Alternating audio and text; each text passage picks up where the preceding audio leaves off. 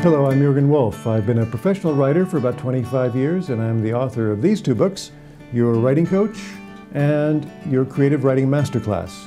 And today I'm going to share some writing tips with you. In this video, I'm going to give you some tips on how to write a literary analysis. Now, the word analysis tells you that you're going to be breaking something down into its component parts and looking at some of those and how they fit together. In the case of literary analysis, there are many things you could consider. For example, what is the theme or the bigger message of the book, the one that's kind of hiding behind the plot? You might look at the relationships of the characters, you might look at the style of the author. The important thing is to pick one component that you're going to focus on in your literary analysis.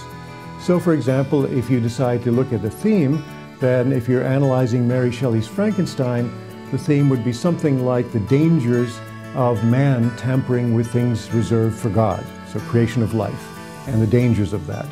Or if you're doing one on Great Expectations by Charles Dickens, you might find that the theme is around the idea of the dangers of social climbing, of how social ambition can endanger authentic relationships and authentic love. So when you have decided which one you're going to focus on, then your title should give some clue as to what it is. You don't have to necessarily give the name of the book, but allude to what you're writing about. So for example, in the case of Great Expectations, the title might be something like The Price of Climbing the Social Ladder. Now, the central idea doesn't have to be your first sentence. Often you're looking for a first sentence that's more provocative in some way, that pulls the reader in, but you do want to express your central thesis in the first paragraph. And then after that, you want to support this idea that you've discovered.